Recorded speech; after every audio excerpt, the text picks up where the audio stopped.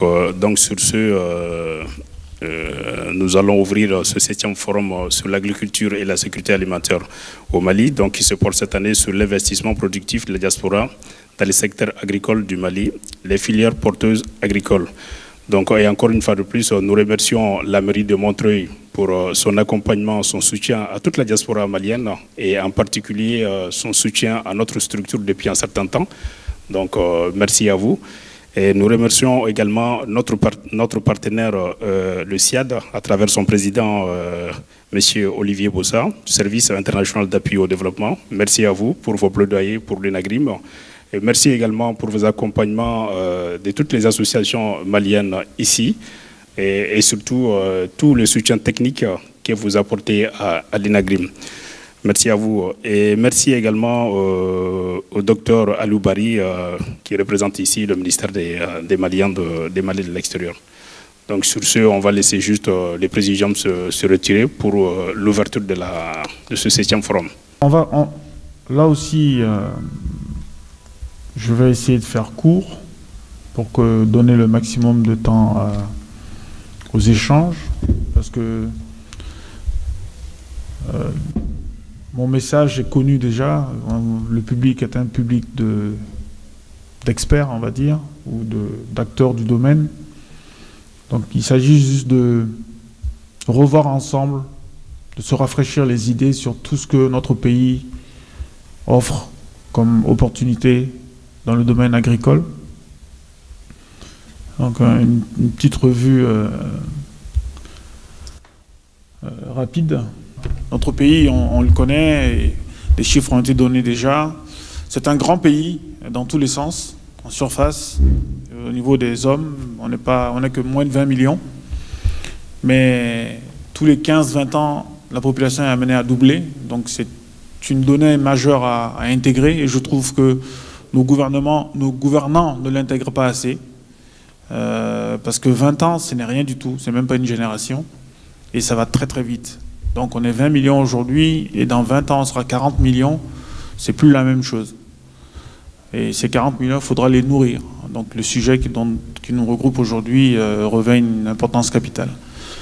Et bien sûr, le rôle et la puissance financière que représente la diaspora, quelqu'un en a parlé tout à l'heure, il faudrait que cette puissance financière puisse être contribuée davantage pour relever ce challenge.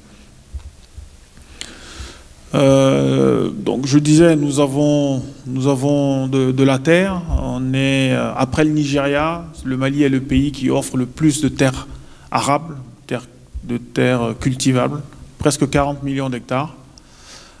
C'est beaucoup. Et on sait que très peu sont utilisés aujourd'hui. Et qu'après le Nigeria, on était le pays qui offrait en Afrique de l'Ouest le plus de terres arables. Et ceci se confirme aussi au niveau des terres irrigables, cette fois-ci, parce qu'on a des terres qu'on peut cultiver, et il y en a d'autres qu'on peut cultiver, mais à travers l'irrigation. Donc c'est un plus. Et comme vous le voyez, le Mali, on a plus de 2 millions de terres arables irrigables. Donc de terres qu'on peut irriguer de façon naturelle, gravitationnelle, comme diraient les spécialistes. Donc là, on est numéro 1 devant le Libéria, devant le Nigeria, etc. Donc, encore potentiel foncier important.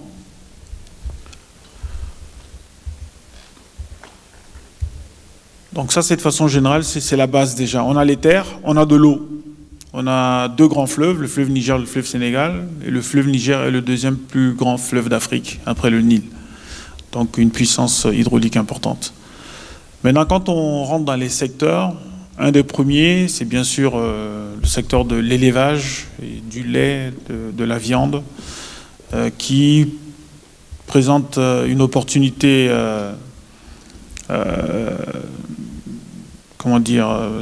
particulière au Mali. On a un avantage comparatif important. On a le premier cheptel de l'Afrique de l'Ouest. Si on inclut le Nigeria, le 2e. Donc le grand Nigeria est toujours là, et après c'est toujours le Mali. Au niveau du cheptel, c'est le cas. Et pour ce qui concerne le lait, on est premier producteur de l'UEMOA, loin devant le Niger et le Burkina Faso. Et donc ce lait, on sait qu'il y a une grande partie qui est perdue parce que la collecte n'est pas assez structurée. C'est un grand pays, le Mali, encore une fois. Je connais beaucoup de villages le long du fleuve Niger, dans le nord, Tombouctou, Gao, où le gros du cheptel est concentré. Et lorsque la population ou les bergers finissent d'utiliser ce qu'ils peuvent utiliser, ils versent le lait dans le fleuve Niger. Donc on a vraiment quelque chose à faire à ce niveau-là. Et je parlais de cette filière viande, bétail, élevage. Donc il y a la viande, le prochain, suivant.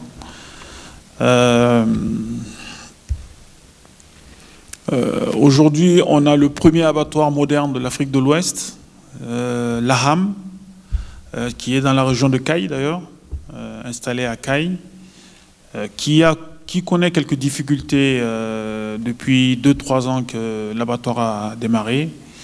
Mais je pense qu'ils arrivent à un niveau, 3e année d'exercice, avec des challenges qui sont en train d'être levés, notamment en termes d'approvisionnement.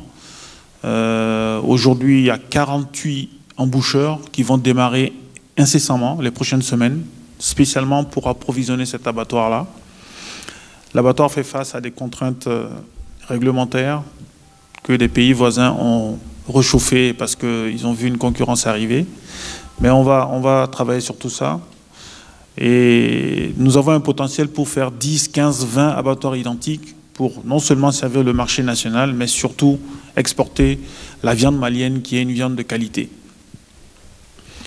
Et à ce stade-là, la diaspora pourra jouer un rôle intéressant. Et ce sont des filières qui sont rentables. L'agriculture, c'est aussi tout ce qui est fruits et légumes. Et à ce niveau-là, ce qu'il faut noter, c'est que le Mali a été célèbre il y a quelque temps en termes d'exportation de haricots verts en contre-saison.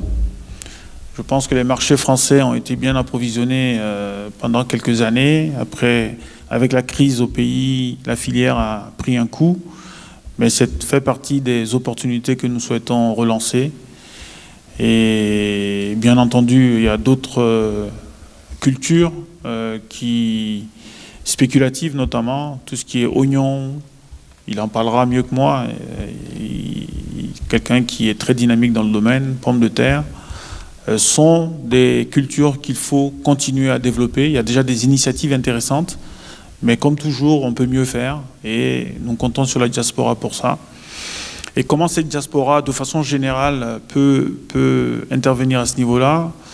Comme je le disais, nous avons les terres et ce qui nous manque le plus, quand on regarde nos performances de l'agriculture, c'est des questions de rentabilité, de rendement, pardon, qui sont très faibles, de techniques, pour même moderniser notre agriculture, qui reste très sous-mécanisée. Et donc, il y a besoin d'investissement à ce niveau-là. Il y a besoin de formation. Et je pense que la chance de la diaspora, qu'elle soit de la diaspora de France ou d'ailleurs, c'est que vous êtes dans un environnement bien structuré où vous pouvez avoir l'opportunité d'acquérir ces techniques, ces compétences, si vous ne les avez pas déjà, et puis d'aller utiliser ça au pays et à votre tour former tous les acteurs qui seraient autour de vous pour pour améliorer les performances de notre agriculture et donc les revenus de cette population. Les fruits, la mangue malienne est parmi les meilleurs au monde, on peut le dire. Et si nous avons réalisé des performances ces dernières années dans un secteur, c'est bien dans une filière, c'est bien la filière de la mangue. Les exportations ont été multipliées par 15 ou 20 sur les 10 dernières années. Et cette dynamique continue avec le challenge de relever la question des normes européennes, de traçabilité, de gestion des maladies, etc. Mais je sais que cette filière et les acteurs qui y travaillent sont très dynamiques et ils vont réussir à relever ce pari-là et à continuer à promouvoir la mangue malienne. Il y a beaucoup d'investissements qui se font actuellement dans les infrastructures pour faciliter l'évacuation des zones de production vers les zones de commercialisation, déjà au Mali. Il y a un programme qui s'appelle le PACAM, programme de développement de l'agriculture au Mali, qui investit aujourd'hui sur refaire des pistes rurales pour que la mangue puisse sortir des zones de production plus facilement. C'est un programme accompagné par la Banque mondiale. Autre filière où le Mali est là aussi numéro 1 après le Nigeria, ce sont les céréales. Nous produisons, je pense, plus de 10 millions de tonnes de céréales, je pense 14 millions même par an. Et bien sûr, c'est le riz, c'est le maïs, et en fait toutes ces céréales que vous connaissez. Il y a des initiatives pour la transformation locale ou mettre ça en sachet pour la commercialisation ou même transformer, faire comment on appelle ça, des produits pour les enfants. Il y a beaucoup d'initiatives, beaucoup de start-up qui sont actives à cela et qui ont reçu des prix même par rapport à la qualité de leurs innovations et des produits. Donc c'est une filière qui là aussi est rentable et mérite une attention particulière. Là encore une fois, la diaspora peut amener les compétences, peut amener la technicité et la main-d'œuvre qualifiée pour ces initiatives de transformation. Bon, je parlais de la transformation, du potentiel de transformation. C'est le slide suivant. Et là où vous voyez que le potentiel est encore important, c'est lorsqu'on regarde les importations. Nous voyons que les importations, malgré le niveau de production que nous avons, les céréales représentent quand même le 9e importations les plus importantes au Mali aujourd'hui. Quand on regarde toutes les importations au Mali, celles liées aux céréales sont en 9e position. Donc, ça reste important. Les oléagineux, avec notre fameux Chi, beurre de karité, et d'autres produits comme le sésame ou d'autres productions végétales. Le Mali a vraiment de quoi offrir à ce niveau aussi. Et ce marché est en forte croissance au niveau mondial. Donc une opportunité à saisir. Nous avons des entrepreneurs qui sont des pionniers. Je pense par exemple à un monsieur, peut-être que vous connaissez, Djadje Sankaré. Son groupe le plus connu c'est SAER. Mais voilà quelqu'un qui investit dans des niches. Et aujourd'hui, il a une unité de production d'huiles essentielles au Mali, et qu'il exporte partout dans le monde. Et les dames connaissent bien les huiles essentielles, elles ne peuvent pas s'en passer. Ça rentre beaucoup dans la cosmétique. Et c'est le genre d'initiatives que nous souhaitons promouvoir et qui sont possibles chez nous. Suivant. Donc, bien sûr, nous avons notre fameuse production du coton qui est là, et ces sous-produits qui peuvent être utilisés dans la filière des oléagineux, bien sûr. Avec plus de 700 000 tonnes de coton produit numéro 1 en Afrique. Donc, la graine reste un sous-produit très, très demandé. Et d'ailleurs, la demande est bien supérieure à l'offre. Donc on peut continuer à capitaliser cela et augmenter la valeur dans la filière, dans cette filière-là. Alors je disais, pour ce qui concerne la diaspora, qu'est-ce que nous, API Mali, nous pensons ou nous attendons de vous? Quels sont les éléments principaux sur lesquels vous pouvez agir? J'en ai parlé un peu, mais ici, en termes de résumé, donc, c'est bien sûr mieux utiliser ces flux financiers qui sont importants, très importants, vers des secteurs productifs, créateurs de valeur ajoutée, au lieu que ça reste seulement de l'aide familiale qui n'a pas de, ou seulement de l'investissement dans du dur, comme on dit. Je pense que le temps est venu de passer à la création et à l'entrepreneuriat, et je pense que c'est la volonté de la nouvelle génération. Ce sont vos enfants, nos petits-enfants qui veulent aujourd'hui continuer à travailler avec le pays, mais dans le sens du business. Et c'est ça qu'il faut encourager. Je l'ai dit, là où vous pouvez vraiment agir et là où nous avons nos attentes, c'est en termes de qualification, de connaissances précises. Je raconte toujours cette histoire. J'étais un jour en réunion, il y a quelques années, quand je travaillais encore pour Coca-Cola. J'étais en formation dans un grand hôtel de Dubaï et j'ai entendu dire que le chef cuisinier est un Malien. J'ai dit, ah bon? J'ai cherché à voir le monsieur qui m'a raconté son histoire. Ça fait 14 ans que je vais de pays en pays pour le groupe Accor, chef cuisinier. Donc, et il y a quelques années, l'année dernière, le Sheraton a ouvert à Bamako, un grand hôtel. C'est le plus grand hôtel de Bamako aujourd'hui, en termes de positionnement. Et ben, pour qu'un Sheraton ouvre dans un pays, il faut un grand chef.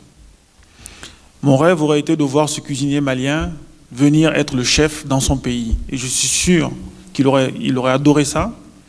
Il serait chez lui, faire le métier qu'il adore et vivre extrêmement bien de ce travail-là.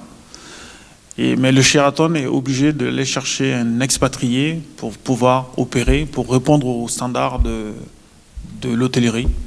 Et donc, c'est là l'opportunité, c'est que parmi nous, ou parmi vous, de la diaspora, nous avons des compétences de ce type qu'il faut qu'on soit capable de faire venir au pays pour pouvoir voir ce genre de projet important se réaliser. Donc il est nécessaire d'encourager le retour de ces compétences vers le pays pour que nos projets puissent véritablement se réaliser. On ne peut pas avoir de Sheraton si on n'y a pas un chef cuisinier qualifié. Donc autant que ce soit un Malien. Et tous les secteurs auxquels on peut penser ont besoin de cette expertise-là. La santé, l'éducation, l'agriculture, ainsi de suite. Et l'autre chose importante qui n'est pas indiquée ici, c'est que moi je passe toute l'année à courir à travers le monde pour chercher les investisseurs. Mais il serait beaucoup plus simple pour moi de pouvoir travailler avec vous, puisque je viens chez vous pour identifier qui pourrait être intéressé à venir investir au Mali dans l'agriculture. Étant donné que vous êtes déjà dans le milieu installé en France, pour prendre le cas de la France, ce serait beaucoup plus facile si vous pouvez être mes relais et pour pouvoir atteindre ces acteurs français ou autres qui peuvent être intéressés par un projet au Mali. D'où l'importance de structures comme Inagrim ou tous les partenaires SIAD ou autres dont on a parlé depuis ce matin. Et nous souhaitons, à Pays Mali, renforcer ce genre de liens et de partenariats pour faciliter notre travail. Nous avons, depuis l'année dernière, commencé à former nos conseillers économiques des ambassades. Nous avons fait la première session à Paris en décembre dernier. La prochaine session sera pour la zone Asie. On regroupe tous les conseillers économiques de la zone Asie. On les forme à comment faire la promotion de la destination Mali, comment recevoir un investisseur, comment les accueillir, les accompagner. Et donc, c'est le genre d'action que nous portons et que nous souhaitons continuer. Donc, avec la diaspora, c'est un axe important de développement et de promotion de la destination Mali. Dernier point que je voudrais partager et que vous connaissez aussi déjà, c'est l'environnement des affaires. Il y a des challenges qui sont là en termes de gouvernance, des challenges en termes de rapidité des procédures. Oui, c'est vrai, nous y travaillons, mais il y a aussi des avancées notables, Je l'ai dit dans ma petite intervention, aujourd'hui on est capable de créer une entreprise dans la journée, et c'est une avancée notable. Dans quelques semaines, nous allons pouvoir mettre à votre disposition la création d'entreprises en ligne. Donc vous n'aurez plus besoin d'aller à Bamako pour créer votre entreprise là-bas. À partir de chez vous, de la maison, connexion Internet, vous allez démarrer votre procédure de création d'entreprise. Et nous allons faire tout ce qu'il faut. Le jour où vous venez à Bamako, nous aurons besoin des originaux. Pour l'instant, c'est la seule contrainte qu'on a, c'est qu'on a quand même besoin des documents, des originaux des documents pour l'administration. Pour l'instant, on n'est pas au niveau de dématérialisation à 100%, mais c'est déjà un pas qui va permettre de raccourcir les délais et de faciliter les procédures de l'investissement. Nous avons un code des investissements qui est parmi les plus attractifs en Afrique, de l'Ouest c'est sûr, mais en Afrique aussi de façon générale, avec beaucoup d'avantages qui sont prévus pour supporter et accompagner les investisseurs. Et donc il vous faut vous informer sur ça. Et dans le domaine de l'agriculture, on a une loi spécifique pour ça, c'est la loi d'orientation agricole, qui donne par exemple l'exonération sur tout le matériel agricole que vous amenez au pays, et donc pour vos projets d'investissement, avec des exonérations fiscales aussi. Et puis au-delà des mesures incitatives, donc nous avons un certain nombre de programmes, comme je l'ai dit, avec le concours des partenaires techniques et financiers, pour renforcer le développement agricole dans notre pays. Donc voilà quelques informations que je voulais partager. Comme je l'ai dit, l'essentiel va être dans les discussions, les questions, vos préoccupations. Donc nous sommes là pour y répondre et n'hésitez pas à les poser. Donc merci pour votre attention et à tout à l'heure. Madame le maire, merci. Merci pour notre accueil, merci pour l'accueil de tous les Maliens à Montreuil. Je remercie de façon particulière M. Komé qui a voulu nous inviter à ce forum combien important pour le développement au Mali. Donc, moi, je suis Dr Nakani Diallo, je suis vétérinaire, je suis la coordinatrice du projet ProCaï qui intervient dans la région de Caï avec deux volets essentiels, la pisciculture et le maraîchage comme alternative à l'immigration illégale. Pour ce matin, je vais présenter en tant que vétérinaire une filière porteuse au Mali qui est l'aviculture.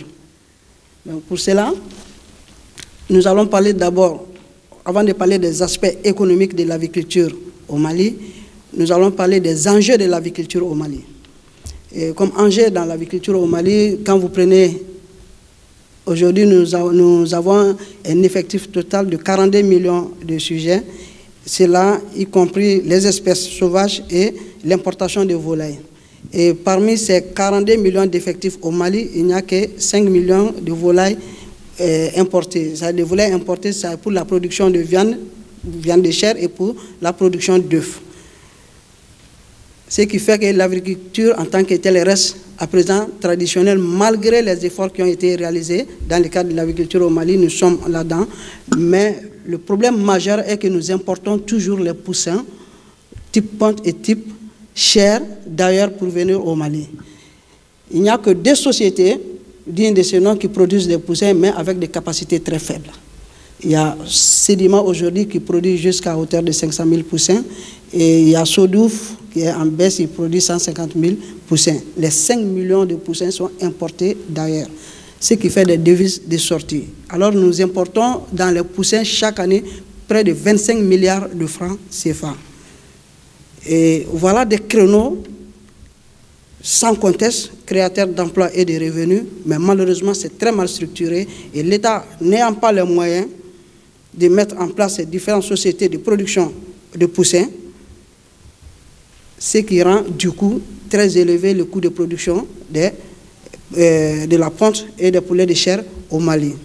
Voilà un créneau que la diaspora peut explorer, voilà un créneau que les investisseurs peuvent explorer pour pouvoir rentabiliser ces manques à gagner pour le Mali. 25 milliards de francs CFA par an, ce n'est pas rien. Et de surcroît, cette aviculture ne suffit pas du tout pour combler les besoins alimentaires et à plus forte raison, la sécurité alimentaire en matière de viande de volaille ou en matière d'œufs au Mali. Un petit simple calcul, nous produisons à la date d'aujourd'hui 423 000 œufs par an. Si on fait un ratio avec la population qui est de 18 millions, cela veut dire que par jour, chaque personne ne consomme que 0,06 œufs. Ça, c'est aberrant, pendant que selon les normes de la FAO et de l'OMS, on doit quand même consommer au moins une fois l'œuf par jour. Cela veut dire au moins 7 œufs dans la semaine. Et nous sommes à 0,06 œufs. Donc, il y a vraiment quelque chose à faire dans l'aviculture au Mali. Nous importons aujourd'hui les types ponte, le poussin type ponte à 1100 francs à l'importation pour le Mali, pendant qu'en produisant de l'œuf, nous avons fait des simples calculs. Moi-même, personnellement, j'ai élaboré un plan de production de poussins d'un jour avec de grandes ambitions, là où on pouvait avoir le poussin à 250 francs au lieu d'acheter ailleurs à 1100 francs. 1100 francs, c'est qui rend du coût, le coût de production et le coût des produits finis. Donc, aujourd'hui, la consommation d'œufs au Mali est considérée par la majorité comme un luxe. Alors c'est une nécessité pour la santé, c'est une nécessité pour le développement de nos enfants, c'est une nécessité pour la sécurité alimentaire. 1100 francs le poussin, donc l'œuf coûte aujourd'hui 100 francs à 125 francs selon les localités. L'œuf aurait coûté à moins de 50 francs, contrairement à 120, 125, 100 francs. Alors c'est très aberrant et nous n'avons pas toujours les poulets de chair à notre guise. Pour l'avoir, c'est aussi considéré comme un luxe. Ce n'est pas n'importe qui peut avoir du poussin et qui peut manger des poulets à leur guise, alors que dans d'autres pays, consommer du poulet, c'est considéré comme les parents pauvres de la population. Mais le Mali, aujourd'hui, la consommation d'œufs, la consommation de poules est un luxe. Ce qui est vraiment aberrant parce que toutes les composantes de l'aliment pour animaux, pour poussins, pour poules, se trouvent au Mali, en vrac. Mais nous importons malheureusement aussi l'aliment destiné à la volaille. L'aliment destiné à la volaille, c'est qui coûte excessivement cher. Si nous produisons notre propre aliment sur place pour les volailles, le kilo nous revient à 200 francs. Aujourd'hui, nous achetons les sacs de 20 kilos à l'importation à 40 000 francs. Le minimum, c'est 21 500 francs au Mali. Voilà ce qui rend l'aviculture du coup très chère, pas accessible de tous. Et même ceux qui sont déjà dans l'aviculture sont presque découragés à cause du coût élevé de production et par conséquent le faible rendement de la productivité et de la production. De surcroît, on n'a pas à notre guise, on ne trouve pas constamment l'aliment, il y a toujours des ruptures sur le marché. Qu'est-ce qui nous manque? D'abord, nous avons des faiblesses au niveau étatique et nous avons des faiblesses au niveau de l'investissement. Moi, j'interpelle le monsieur de l'API, je crois. D'après son intervention, il vise très haut, pendant que la plupart, les 90% des producteurs au Mali sont des petits producteurs. Mais malheureusement, les institutions financières ont très peu de connaissances sur beaucoup de domaines, pour beaucoup de filières porteuses au niveau du Mali. Qu'est-ce que l'État doit faire? Qu'est-ce que nous devons faire? Et qu'est-ce que les institutions financières comptent faire pour eux? Ça, c'est un atout. Nous importons ces trucs, c'est vrai, mais la plupart aussi des aviculteurs qui sont dans le domaine aujourd'hui au Mali, qui sont les professionnels du métier, ne maîtrisent pas du tout ce qu'ils sont en train de faire. Parce que il y a la méconnaissance d'abord des normes. Moi, je fais la production avicole. Celui-là, il veut le faire. Il vient dans ma ferme. Il voit comment est-ce que j'ai construit mon poulailler. Alors, il s'en va chez lui. Il fait la même chose sans tenir compte des conseils des spécialistes en la matière. Malheureusement, peut-être que chez moi, c'est construit avec beaucoup d'erreurs, sans respect des normes qui sont vraiment très, très efficaces, qui sont très, très recommandées pour le bien-être des volailles, non seulement pour le bien-être, mais aussi pour leur productivité. Je donne juste un exemple. vous avez un terrain en hauteur, vous allez construire de la même façon que moi qui suis dans les bas-fonds. Voilà l'aération du coup qui perturbe et qui entraîne beaucoup de mortalité avec beaucoup de vent. Ça, c'est mauvais. Donc, c'est ça aussi le problème réel qui se trouve au Mali. Les gens ne maîtrisent pas, effectivement, ils prennent conseil avec d'autres qui ne sont pas professionnels du métier. Et voilà, du coup, le métier, il est bafoué. On ne peut jamais avoir ce manque à gagner parce qu'on l'ignore déjà. En plus, j'ai dit que nous importons plus de 25 milliards de francs CFA dans les poussins. Et quel type de poussins? Les poussins qui arrivent généralement chez nous au Mali, c'est ce qu'on appelle les écarts de triage. Vous avez fait le constat avec moi. Vous avez tous mangé du poulet ici et vous avez tous mangé du poulet au Mali. Quand vous prenez les poulets de chair seulement, vous allez voir le poids à la sortie ici, c'est au moins 2,5 kg, alors que le poids chez nous est très généralement n'excède jamais 1,2 kg, 1,5 kg. Pourquoi? Parce que les poussins qui nous sont destinés sont appelés les écarts de triage ici. Et même l'œuf que nous importons pour les producteurs au Mali, c'est les écarts de triage. Pourquoi on dit ça? Par exemple, un poussin ici, en France, pour que tu puisses le vendre, il faudrait qu'il ait au moins 62 grammes, 65 grammes. Alors qu'au Mali, on vend les poussins de 52 grammes, le maximum c'est 55 grammes. Cela veut dire que depuis à l'état poussin, il n'a plus les performances géotechniques qui sont souhaitées pour la sortie après son élevage. Ce qui fait que nous donnons plus d'aliments et ils donnent moins d'aliments ici. Ils ont 2 kilos, nous donnons plus d'aliments, nous avons moins de 2 kilos de poussins. Cela veut dire que l'éleveur même ne sait pas le manque à gagner qu'il est en train de faire. Mais les œufs c'est pareil. Hein. Nos producteurs de poussins importent les œufs d'ailleurs et c'est des œufs de criage qui ne peuvent pas mettre dans les couvoirs chez eux, qu'ils nous vendent au Mali. Moi, je suis témoin parce que j'ai travaillé beaucoup dans ce domaine-là. J'ai vraiment développé, fait mon mieux pour l'aviculture au Mali. Malheureusement, ça reste ainsi. Qu'est-ce que nous pouvons faire concrètement pour ça?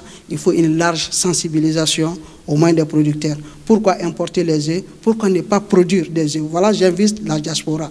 Pourquoi ne pas faire l'élevage des reproducteurs au Mali? Toutes les conditions sont réunies. Les conditions sont réunies pour que cet élevage marche au Mali. Pourquoi ne pas produire du poussin au Mali? Au lieu d'acheter le poussin à 1100 francs au Mali, vous le produisez au Mali, tous les Maliens l'ont à un maximum de 325-350 francs. Ça, c'est le grand maximum. Le poussin, on peut l'avoir au Mali à 300 francs et vous allez voir le développement et sera au bien-être pour la satisfaction de la sécurité alimentaire et nutritionnelle au Mali. Parce que c'est de la viande blanche, nous avons besoin de ça. L'œuf, c'est de la protéine animale, nous avons besoin de ça pour les enfants, pour les vieilles personnes et même pour nous. C'est très important dans notre relation alimentaire. Je ne vais pas entrer dans trop de techniques pour la nutrition avec l'œuf et avec la viande blanche que vous connaissez déjà. Ces enjeux, nous invitons vraiment l'État. Il y a beaucoup de faiblesses. Quand je dis beaucoup de faiblesses, l'État, à présent, malgré les efforts qui sont en train d'être fournis pour le développement de l'aviculture au Mali, il n'y a pas encore de direction nationale d'aviculture, pendant qu'il y a une direction nationale de la pêche et pisciculture. Et pourtant, l'aviculture, sa part est très élevée dans les PIB. À elle seule, elle représente 4,2% du PIB. Encore, en plus, nous n'avons pas des spécialistes dignes de ce nom en matière d'aviculture. Quand vous prenez aujourd'hui l'aviculture au Mali, malgré ses faiblesses, il y a beaucoup de vétérinaires qui se disent, des agents techniques, des techniciens qui se disent vétérinaires, parce qu'avec le suivi des fermes d'élevage avicole, c'est mieux payé, donc chacun s'est converti en aviculteur. Donc les conseils sont donnés de façon banale. C'est assez dangereux quand même pour notre production et notre productivité. Et vous allez voir, même au sein de la médication pour les volailles, j'ai eu un étudiant à Katibou que j'ai encadré. Je lui ai demandé de faire une analyse de la qualité avec les résidus d'antibiotiques dans ces volailles-là. Je n'aime pas trop en parler, mais c'est comme ça, c'est la vérité. Vous allez prendre l'œuf aux alentours de Bamako, la viande de volaille aux alentours de Bamako, c'est plein de résidus d'antibiotiques. Parce que le problème, c'est le manque de spécialistes en la matière. Vous allez voir dans tous les programmes de prophylaxie, pour la volaille, que ce soit chair ou ponte, c'est un programme fait d'antibiotiques, ce qui n'est pas du tout normal. Et même pour la vaccination, il y a des erreurs. J'ai discuté avec beaucoup de vétérinaires. Souvent même, il y a des gens qui me disent « je vais mettre une demi-dose quand c'est à l'état poussé ». Et pourtant, chacun naît avec un certain nombre de récepteurs pour telle ou telle maladie. Et vous donnez une demi-dose pour quelle raison? Est-ce que tous les récepteurs sont saturés en ce moment? Quelle serait la conséquence après la vaccination? Voilà des conséquences qui ne sont pas du tout mesurées. Le danger surtout, c'est les résidus d'antibiotiques dans ces trucs. Donc, il faut une grande sensibilisation de tous les acteurs au niveau de la production avicole pour que l'aviculture soit au bien-être de tous et pour la santé de tous. Une sensibilisation pour former des spécialistes en la matière. Une sensibilisation aussi des producteurs de volailles dans les zones rurales parce que le promoteur, il ne maîtrise pas la gestion de sa ferme, on en a les preuves. Même le simple bascurier, il n'est pas formé. Peut-être c'est un cousin, c'est un petit-fils, on l'amène au village, on lui dit il faut s'occuper de ça. Le simple fait d'ouvrir les portes et de fermer les portes avec des bruits drus, ça empêche la production, ça nuit à la production, ça amène beaucoup de catastrophes, de stress, des mortalités même sont liées à ça, mais eux, ils ignorent. C'est ce qui se passe quotidiennement.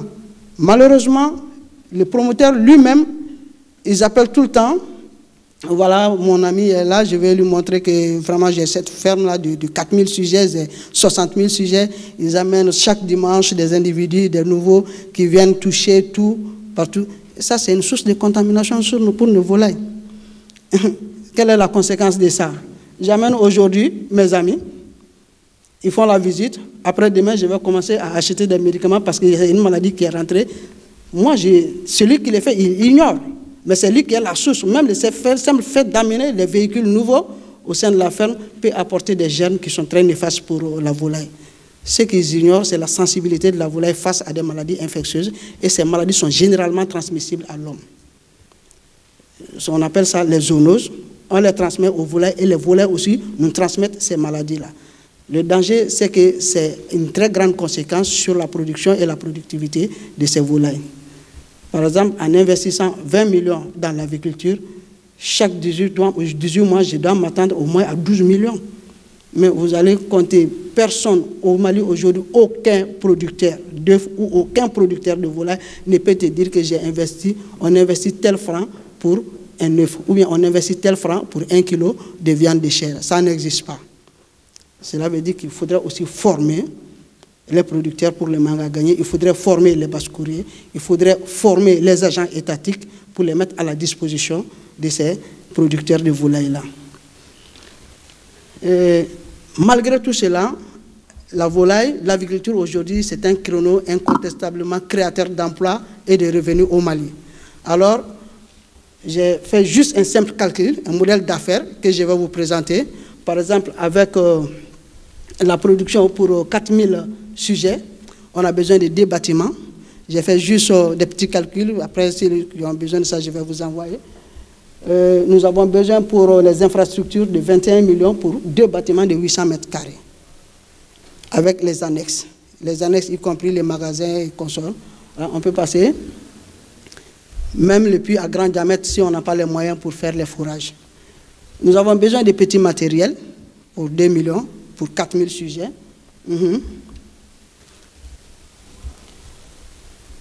Nous avons besoin des intrants, c'est-à-dire les poussins, comme je l'ai dit, on achète toujours les poussins à 1100 francs, si c'est à l'importation.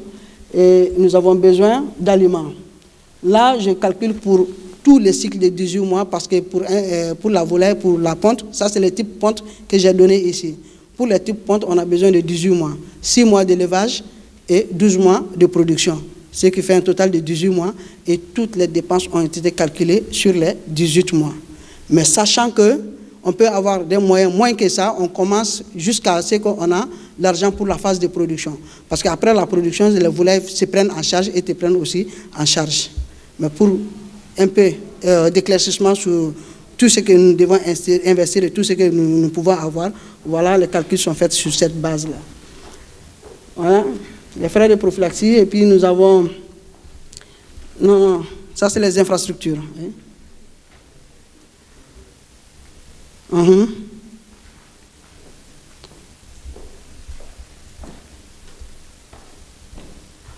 Après avoir calculé les amortissements, c'est-à-dire pour les infrastructures, nous devons les amortir parce que nous avons en vue d'élargir et d'extendre notre activité.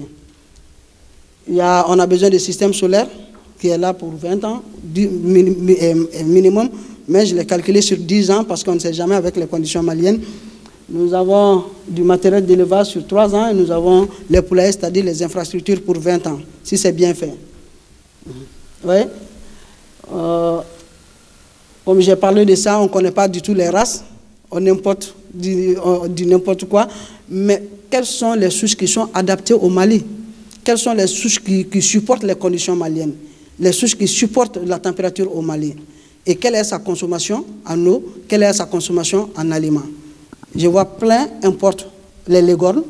Les légornes, ils consomment 110 grammes par jour et ils produisent 270 œufs, entre 240 et 270 œufs par cycle. Pendant que, au même moment, les high sex, ils consomment aussi 110 grammes, ils produisent entre 320 et 340 œufs. Et ils supportent mieux les conditions aussi. Malheureusement, ce qui ne marche pas ailleurs, c'est ce qu'on nous vend. Bon, je ne connais pas le prix de l'importation des high sex et je ne connais pas le prix de l'importation des légornes. De toute façon, le commerçant, il fait ce qu'il arrange. Mais le producteur, on doit se réveiller maintenant pour savoir ce que nous sommes en train de faire aussi.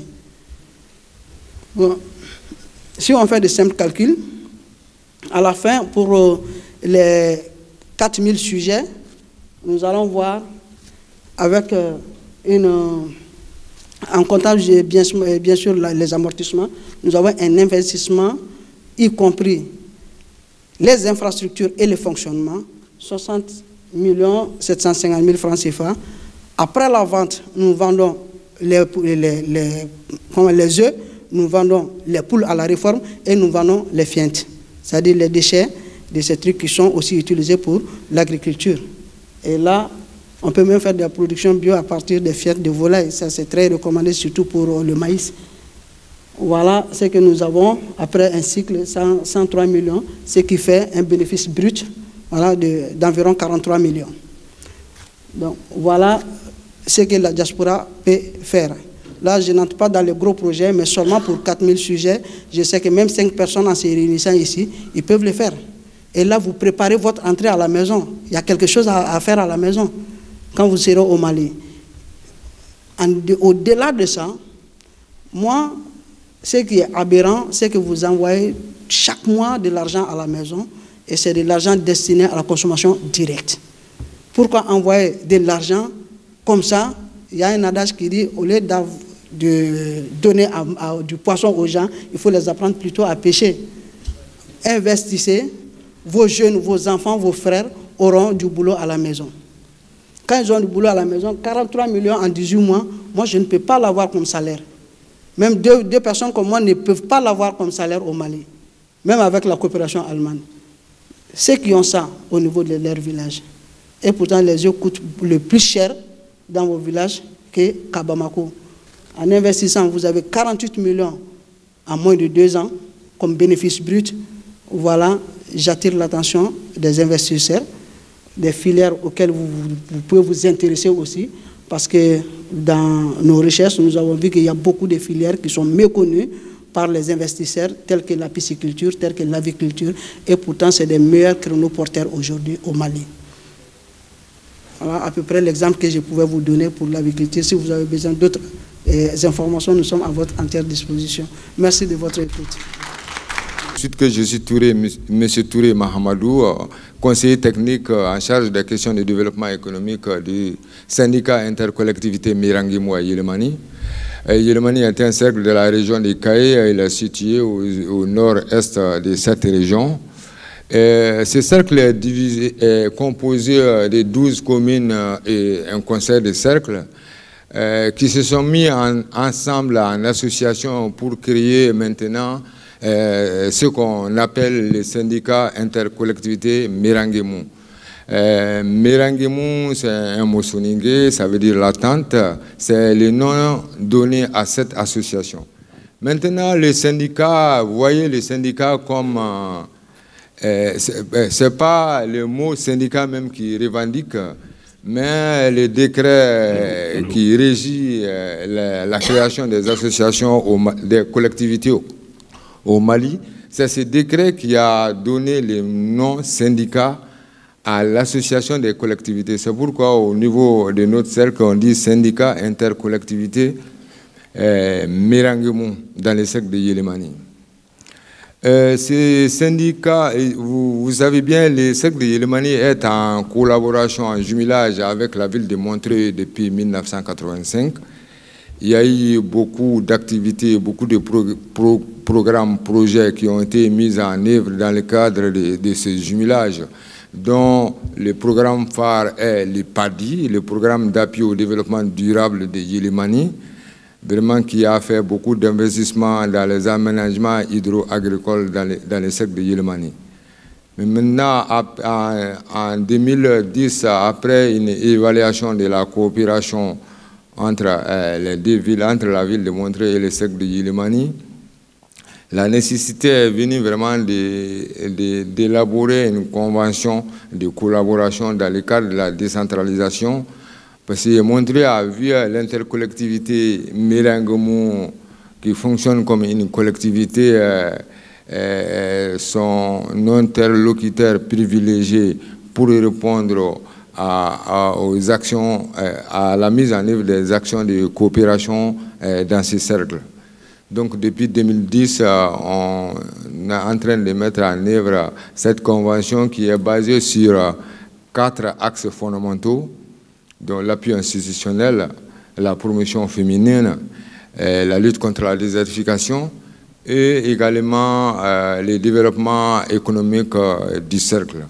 C'est l'activation de ces axes de développement économique du cercle qui nous a amené à travers une convention quadripartite à créer un dispositif binational d'appui à la création d'entreprises dans le cercle de Yélémani. Autant Yélémani, c'est un cercle qui a beaucoup de ressortissants dans la ville de Montreuil ici. Donc ce dispositif concerne les acteurs locaux et nos compatriotes qui sont ici dans la diaspora. Cette convention quadripartite a été signée par la ville de Montreuil. Nos ressortissants, les ressortissants du cercle de Yélémani en association, organisés en association en France ici, appelé ADECIF. Il y a le service international d'appui au développement, le SIAD également, qui est membre de cette convention quadripartite. Et enfin, les syndicats intercollectifs Mirangimou à Yélémani. Donc depuis 2012, on a créé ces dispositifs en commençant par une phase expérimentale qui a duré une année de 2012 à 2013, avec l'appui de ces partenaires ici et là-bas. On a pu accompagner vraiment une centaine de promoteurs dans presque tous les domaines. L'agriculture, le maraîchage, le commerce, même les structures de transformation. Maintenant, ça c'est ce que je voulais faire un peu dans le cadre de la coopération décentralisée entre la ville de Montreuil et les syndicats intercollectivités à Yélémani. Donc toujours ce dispositif fonctionne avec l'implication de la diaspora, de la mairie de Montreuil. On accompagne toujours nos promoteurs d'ici ou bien de là-bas dans le cadre surtout maintenant des secteurs porteurs. Bon, parmi ces secteurs porteurs, on a les baobabs. À Yélémani, les baobabs, c'est un arbre, comme vous le voyez.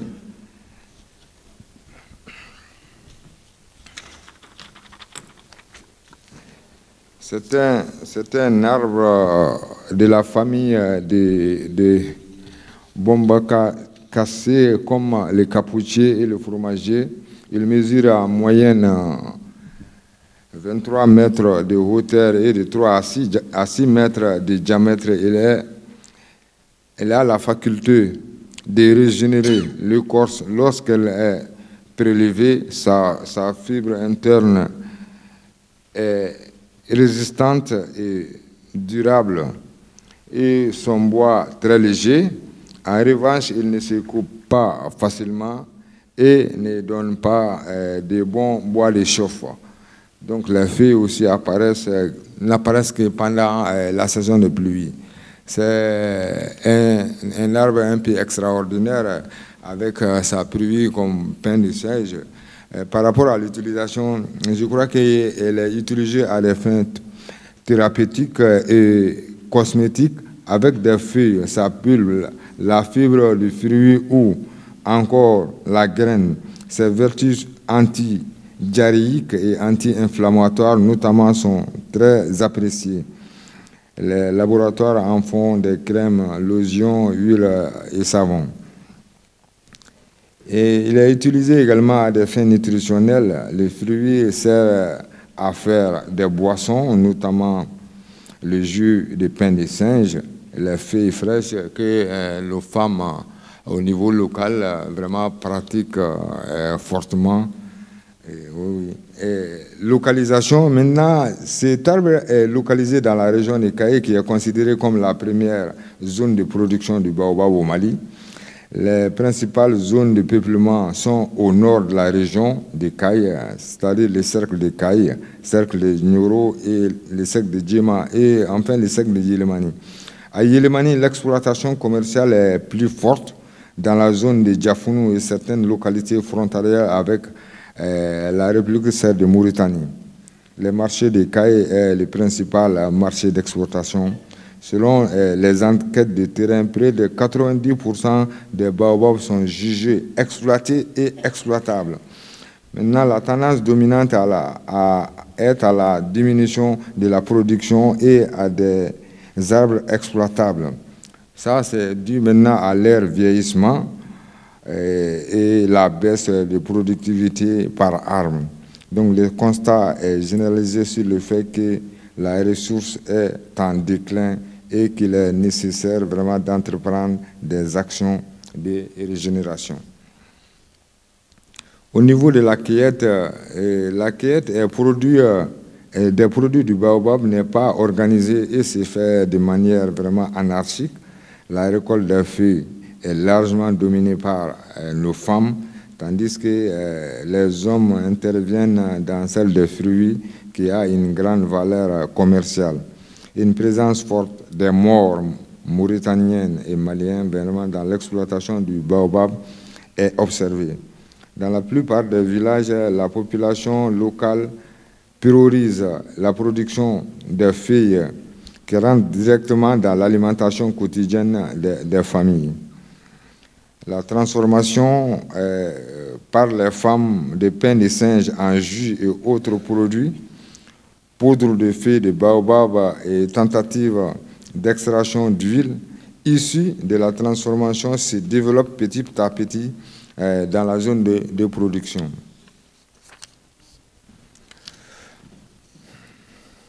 La chaîne de valeur du baobab est dominée par les femmes au niveau de la transformation. Du fait que cette activité ne nécessite pas beaucoup d'investissement, elle est généralement investie par la population à revenus modestes. La majorité des femmes intervenant dans la filière mènent aussi des activités de maraîchage. Néanmoins, des acteurs se consacrent exclusivement à l'exploitation de la filière. Il n'existe aucune organisation paysanne spécialisée dans l'exploitation du pain de singe. En revanche, il existe vraiment des comités de gestion-protection des ressources naturelles. À Yélémani, les autochtones du cercle n'interviennent pas dans l'exploitation du baobab. Seuls les Maures nomades font la cueillette des fruits et feuilles du baobab pendant la période de soudure. Ils vendent leur production localement à des commerçants maliens, sénégalais ou mauritaniens. Les services des eaux et forêts ne conduit pas de programmes spécifiques dans la zone. Ces activités se limitent aux appuis classiques de gestion des ressources et au renforcement des capacités techniques des acteurs. Au regard de l'analyse comptable, il apparaît que les revenus des acteurs de cette filière restent très intéressants, surtout au regard de la faiblesse des investissements. Cette filière est un secteur important dans le cadre de la lutte contre la pauvreté et notamment pour la promotion du genre. Les revenus évoluent fortement d'un acteur à un autre. Comme recommandation par rapport à cette filière qui est très très importante sous nos yeux et qu'on veut quand même protéger pour la maintenir pendant longtemps. Donc nous demandons un peu de favoriser le repeuplement du parc de Baobab par la mobilisation du service des eaux et forêts dans la production des semences et plantation de Baobab pour les reboisements dans la formation et sur la coupe et la cueillette. Et développer des centres de transformation dans la zone de forte exploitation et dans les zones où il y a des débouchés commerciaux. Et enfin, appuyer la création des espaces de concertation sur la gestion des ressources forestières. En plus du Baobab, il y a d'autres secteurs porteurs dans notre cercle que j'ai essayé de ramasser de façon dont pendant la phase question avec la salle, on va pouvoir développer davantage pour la compréhension de tout le monde. En plus de cette filière Baobab, il y a également certaines filières en matière d'élevage qui régénèrent beaucoup de ressources financières pour les acteurs qui pratiquent. Il s'agit de l'embouche bovine. C'est une activité qui consiste à acheter des animaux âgés et maigres pour les mettre en stabulation en vue de les engraisser puis de les vendre. Là, ils sont soumis à une alimentation riche et variée, soignée convenablement et déparasitée. À la fin de l'opération, le gain en bénéfice peut atteindre 90 jusqu'à 100% du prix d'achat. L'embouche est une activité très facile à faire et peut vraiment être pratiquée par toutes les couches et le revenu régénéré est stable et permanent. Elle est exercée pendant 6 à 7 mois de l'année et de façon vraiment traditionnelle, actuellement à Ilimani. Il y a également l'aviculture, pour nous qui est l'élevage de tout ce qui vole. Elle est pratiquée traditionnellement et d'une manière semi-moderne. Elle nous fournit de la chair, des œufs et du fumier. Toutes ces activités régénèrent des ressources sûres chez les acteurs qui les pratiquent. Il y a également la pisciculture, qui est l'élevage des poissons depuis leur jeune âge jusqu'à leur grandissement dans un stand agricole, piscicole, pour être vendue en vue d'en tirer profit. Elle commence à être pratiquée à Yélémani avec l'appui de certains projets. Ces expériences ont démontré l'activité est très très promoteuse, surtout que les cercles ne regorgent pas ni des fleuves ni des bras du fleuve. En recommandation, on demande d'appuyer à l'accompagnement et l'installation de ces activités génératrices de revenus pour les pratiquants. Donc voilà, en entendant la question, les différentes questions, voilà en résumé ce que je voulais présenter comme la participation de l'intercollectivité Mirangimo.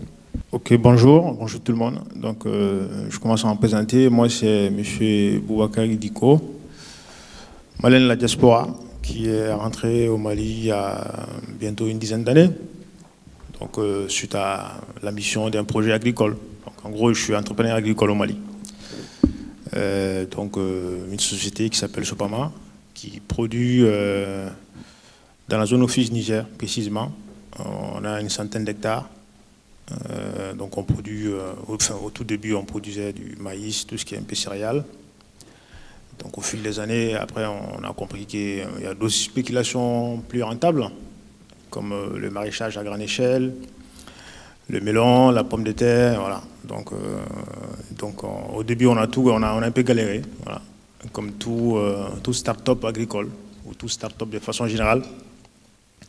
Et donc ces 2 dernières années, on commence à retomber sur nos pattes. Et donc le contexte d'une filière porteuse. Voilà. Nous, on a trouvé qu'il y a certaines spéculations qui sont très porteuses au Mali. Et donc c'est un peu l'objet aussi de mon intervention pour faire un peu le retour d'expérience des Maliens de la diaspora qui est parti au Mali, qui s'est investi un peu dans l'agriculture.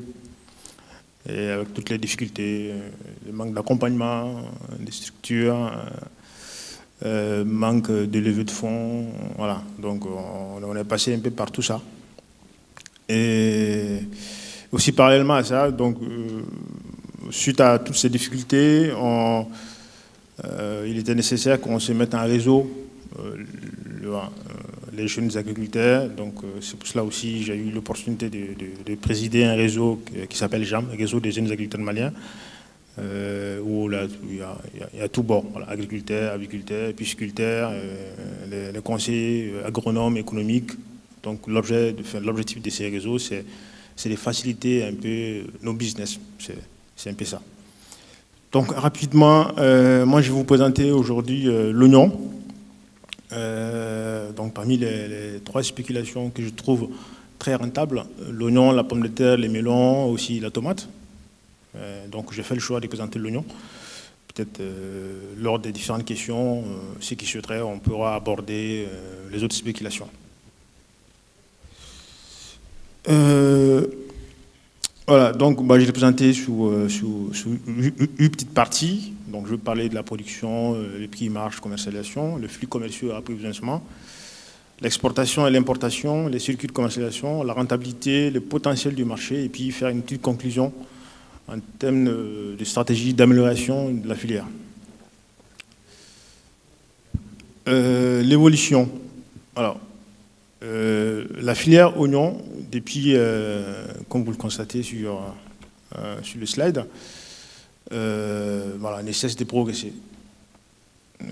Si vous voyez, au bout de 3 ans, laps de 3 ans, de 95 à 98, on était à 60 000 tonnes. Et rapidement, en 2001, on est arrivé à 40 000 tonnes. Donc vous voyez le gap, à peu près. Aujourd'hui, on a une production de 150 000 tonnes.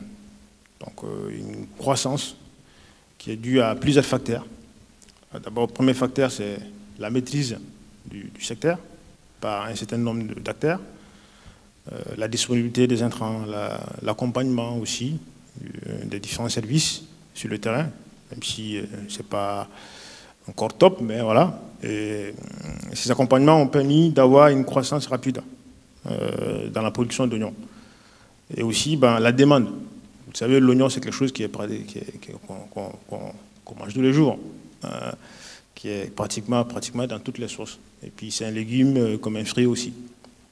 Et la demande au Mali, c'est une demande très croissante, justement due aussi peut-être à la forte progression de la démographie. Donc la demande ne va que faire croître. En termes de zones de production, on distingue 3 principales parties, 3 principaux bassins. On a la zone office Niger. Donc sur cette zone, auparavant, c'était plutôt la culture d'oignons dans les jardins, c'était plutôt la culture domestique, on va dire comme ça. Et maintenant, on est passé de la culture domestique à la culture risicole, c'est-à-dire dans les casiers rizicoles, juste après la production du riz. L'espace qui était occupé, maintenant, c'est les espaces qui sont occupés par la production d'oignons. Donc, ce qu'il y a, vous le voyez plus tard dans le tableau, ce qui fait que l'Office Niger occupe une très grande partie dans la production d'oignons au Mali. On a le plateau de Dogon aussi, dans la région de Mopti, Sa spécificité, c'est que voilà, c'est une zone c'est sur un plateau, donc il n'est pas inondé. Donc ils ont une possibilité de pratiquer la culture d'oignon à travers la maîtrise d'eau sur 2 ou 3 périodes. Vous le verrez plutôt dans les slides suivants. Et puis il y a la zone périurbaine de Bamako, Koulikoro, Kati, et puis pas mal de jardins, pas mal de vergers, et puis pas mal de vergers qui font la ceinture autour de Bamako, qui essaient de répondre aux besoins, aux besoins croissants de Bamako. Donc voilà les principaux bassins de la production d'oignons au Mali, principalement.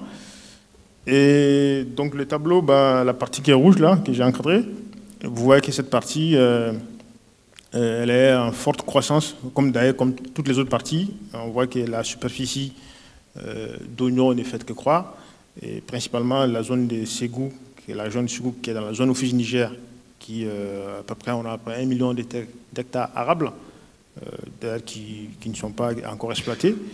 Et cette zone, occupe la première place en termes de production d'oignons, du fait qu'on a encore la possibilité d'extendre la zone de production, et puis aussi du fait de la disponibilité d'eau. Donc l'oignon, c'est une culture qui demande assez d'eau à un moment bien précis.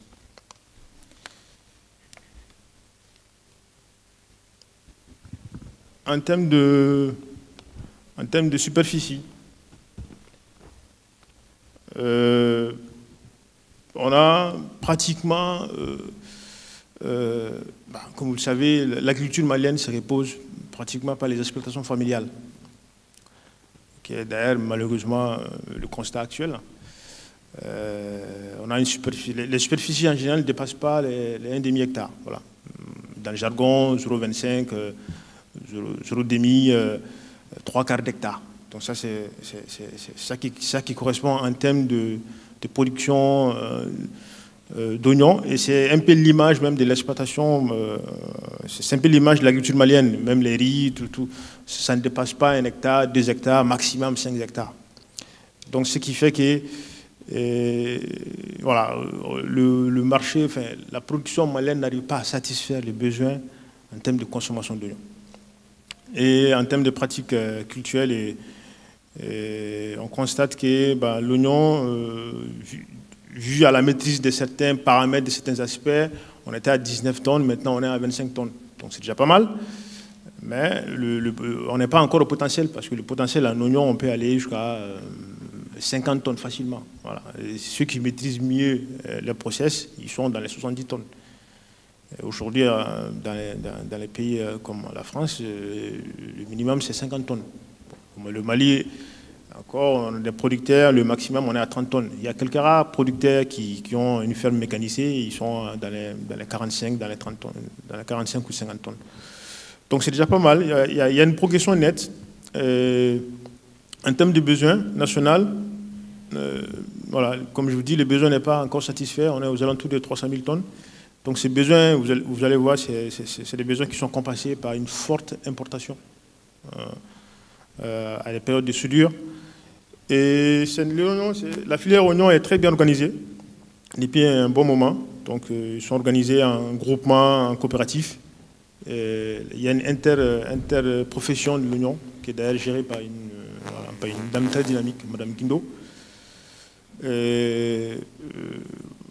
Le produit est dû à une saisonnalité. C'est d'ailleurs ça l'opportunité, parce que c'est un produit saisonnier. Donc, qui dit saisonnier, de temps en temps, il y a des mangues, il y a des soudures. Donc, c'est là où on peut tirer profit de cette culture, non seulement pour participer à la croissance de la sécurité alimentaire, mais aussi tirer profit financier.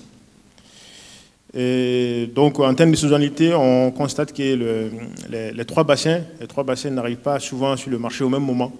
Il y a la partie zone Oufige Niger et Bamako arrivent sur le marché à partir de février jusqu'en avril. Alors ça peut s'expliquer du fait que la zone Oufige Niger, c'est après la récolte des produits vivriers comme le riz, que les agriculteurs commencent, les producteurs commencent à faire la production d'oignons. Et pour celui de Bamako, ceux qui connaissent un peu le climat de Bamako, c'est à partir de septembre, à partir d'octobre que la pluie commence à s'arrêter. Donc, ce qui fait que la possibilité de l'oignon, la possibilité de la production d'oignons est opportune. Donc, c'est en ce moment que les gens commencent à se mettre en production. Et ce sont ces productions qui arrivent sur le marché à partir de février-avril. Et pour ce qui concerne le plateau de Dogon, ils ont le double avantage de produire l'oignon sur deux périodes. Une période courte qui les donne un avantage considérable d'arriver tôt sur le marché. Et cette période, c'est voilà, depuis septembre-octobre, ils peuvent commencer l'oignon. D'autres même le font en août. Et donc ils arrivent sur le marché à partir de décembre, entre novembre-décembre, et gagnent relativement bien le prix d'achat. Donc en ce qui concerne les marges de commercialisation, sur le slide, vous allez voir que l'oignon est soumis à une forte variation des prix. Voilà. Et cette forte variation des prix, comme je vous l'ai dit, c'est dû du fait que voilà, il y a trois grandes productions qui arrivent sur le marché national et qui arrivent à des moments un peu différents. Et on constate que pratiquement les minimums des prix sur le marché se trouvent aux alentours de février-mars. On est à 150 francs, prix Bamako. Donc, prix producteur, on est aux alentours entre 100 et 115 prix producteur. Voilà, le prix est relativement bas, mais c'est rémunérateur, malgré tout. Le prix maximum au mois de novembre. Voilà. Octobre, novembre, décembre. Actuellement on est bientôt novembre. Le prix de l'oignon, on est aux alentours de 400 et 500 francs le prix. Et donc ça fait que du prix moyen au prix max, on a une augmentation à peu près de 200%. C'est là où moi je dirais que l'oignon, c'est une filière porteuse. C'est une filière porteuse dans le sens où non seulement on peut combler les gaps des déficits, mais aussi tirer profit. Parce que vous imaginez voilà, une variation où on peut gagner 200%, avec les mêmes charges, avec les mêmes techniques agricoles, les mêmes techniques de production agricole, pour moi c'est un marché opportun. Donc c'est un peu le retour d'expérience que je vous fais. Et la tendance est toujours un peu à la hausse. Comme je vous dis, la demande actuelle en termes de consommation d'oignons, elle est très forte et elle va encore s'accroître dû aux habitudes alimentaires. Nos habitudes alimentaires ont beaucoup changé ces dernières années. Et puis aussi dû du fait que bon, là, la population ne fait que croître. Et comme M. Touré l'a dit, d'ici les statistiques de la Banque mondiale, d'ici d'une génération, en 2050, la population malienne va s'accroître, va se doubler. On a un taux démographique qui est autour de 3%, voilà, 3,6 précisément. Donc vous imaginez, 20 millions, cela veut dire que d'ici 2040, 2050, on est facilement 40 à 50 millions d'habitants. Donc, ce qui veut dire que le marché ne va faire que s'accroître. Et donc, en regardant un peu la courbe, juste pour faire le résumé de ce que je viens d'expliquer, voilà, celui qui veut se lancer dans la production d'oignons, à savoir, c'est au mois de novembre, entre novembre, octobre, novembre, décembre, que voilà, le business est rentable.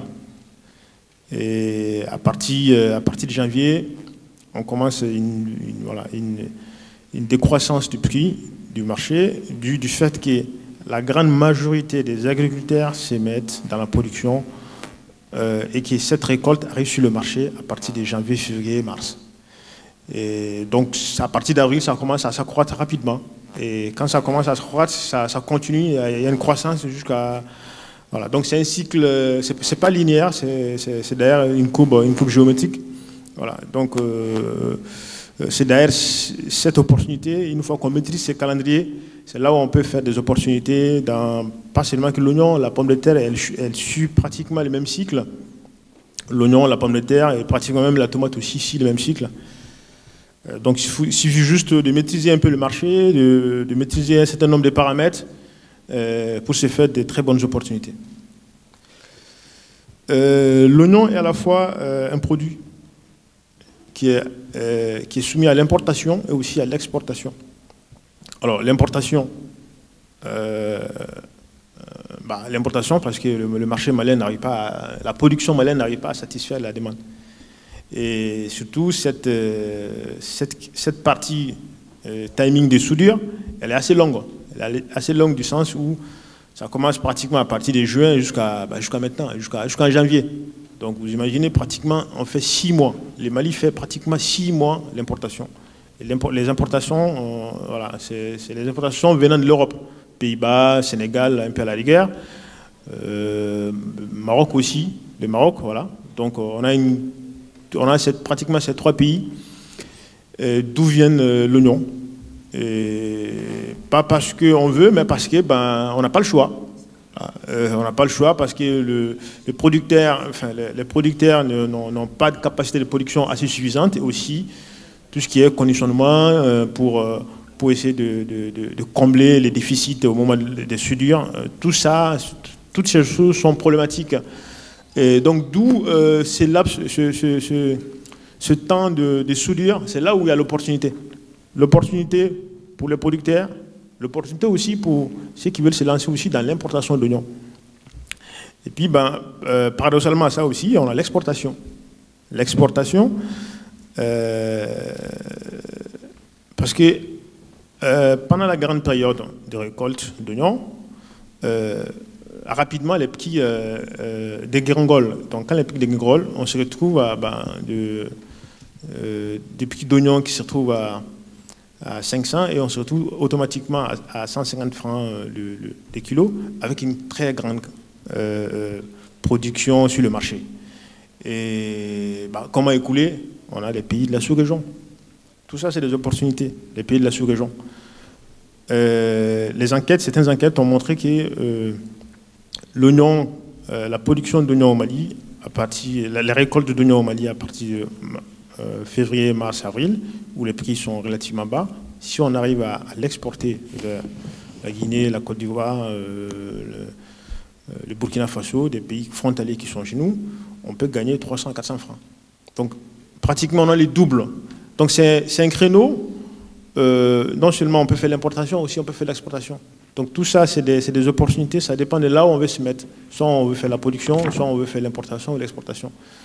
Donc c'est pour cela, pour moi, il y a une très belle opportunité dans ces secteurs. Le circuit de commercialisation, c'est l'un des circuits de commercialisation les plus rodés. Voilà. Traditionnellement, le producteur, il a la possibilité de le vendre directement à l'exportation, s'il veut. Il a la possibilité de le vendre aussi aux consommateurs et puis à des sociétés de transformation. Donc c'est ça qui explique un peu la flèche en pointillé. Et donc voilà, en tant que producteur, vous avez toute cette possibilité. Aussi, on constate que voilà, il y a trois gros segments, les grossistes, les demi-grossistes et puis tous ceux qui sont dans la transformation. Donc tout ça va dépendre de la personne qui veut du positionnement. Quand on est agriculteur, on peut être producteur. Quand on veut ne pas être producteur aussi, on peut aussi tirer profit de ça, aller acheter directement l'oignon au bord du champ et l'acheminer vers les destinataires. Donc en ce qui concerne un circuit de commercialisation, il n'y a absolument aucun problème sur ça. Il y a une maîtrise totale du marché. Donc la rentabilité, rapidement, parler de ça, parce que quand on fait un business, il faut que ça soit rentable. Voilà. Au-delà des aspects sociaux, au-delà de participer à la sécurité alimentaire, mais il faut que ça soit rentable. Si ce n'est pas rentable, on ferme la boîte. C'est aussi simple que ça. Donc je fais une simulation aux alentours des 3 scénarios. Donc le premier scénario, c'est lorsque on veut être le premier sur le marché.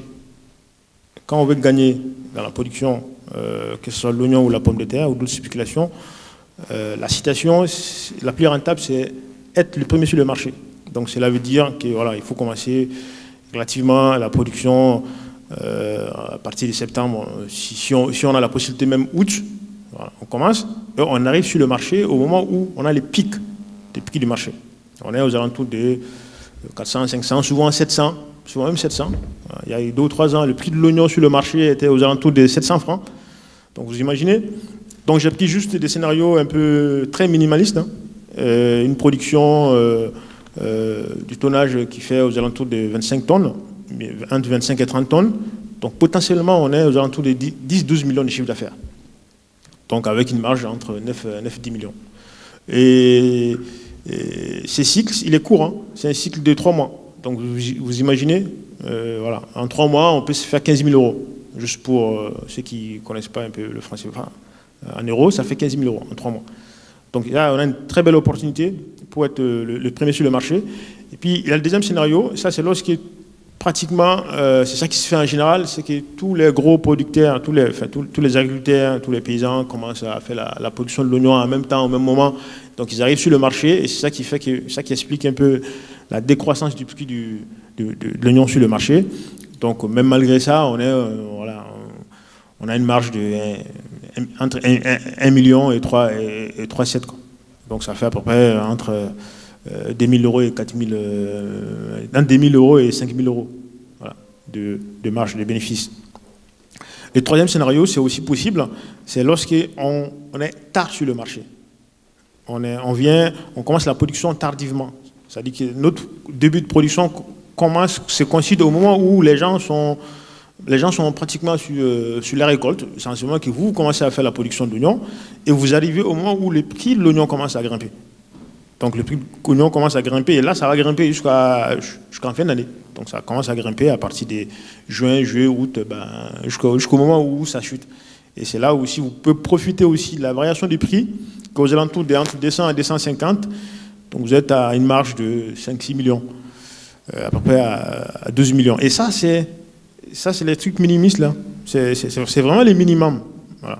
Pour quelqu'un qui maîtrise bien, vous faites 50 hectares, vous faites 50 tonnes d'oignons, voilà, vous imaginez un peu le bénéfice, les chiffres d'affaires. Donc je vous laisse faire un peu le calcul. Alors, le potentiel du marché, il existe un fort potentiel. Hein. On a l'exportation voilà. Donc, rapidement, je ne veux pas trop tarder. Je laisserai peut-être voilà, les autres questions lors des différents échanges. Quand même, rapidement, en termes de conclusion, voilà, c'est une filière qui est rentable. Moi, je l'ai testé moi-même personnellement. J'ai fait un petit test de demi-hectare et j'ai vu que c'était positif. J'ai fait 1 hectare, c'est positif. Maintenant, on commence à grimper. On est aux alentours de 10 hectares et je pense que l'année prochaine, on sera aux alentours de 50 hectares d'oignons. Donc voilà, c'est pour ça que je me permets de faire. C'est que toute expérience, c'est pas de la théorie, c'est vraiment la pratique pour ceux qui seraient intéressés à avoir le compte d'exploitation ou encore beaucoup plus d'informations. Je pourrais les transmettre à Inagrim ou bien au cours de cet échange. Voilà, en termes d'amélioration, je pense que l'administration malienne a beaucoup à faire pour accompagner les Maliens de la diaspora, parce qu'on constate que voilà, depuis un bon moment, tous les indicateurs sont au rouge en termes de la sécurité alimentaire. Un pays qui est incapable de se nourrir soi-même n'est pas indépendant. Ça, c'est clair et net. Et donc, nos gouvernants ont du mal. Donc, ce qui fait qu'il faut qu'ils fassent appel aux capitaux extérieurs, et notamment la diaspora. La diaspora malienne peut contribuer à ça. Et on espère beaucoup d'autres personnes peut-être feront le cap comme moi, ou d'autres personnes qui ont fait le cap à aller s'investir au pays. Et voilà. Et puis affronter toutes les difficultés. Il n'y a rien qui est facile. Il n'y a rien qui est facile. Mais quand on essaie d'être persévérant, voilà, on commence à avoir le bout de chemin. Merci pour votre attention.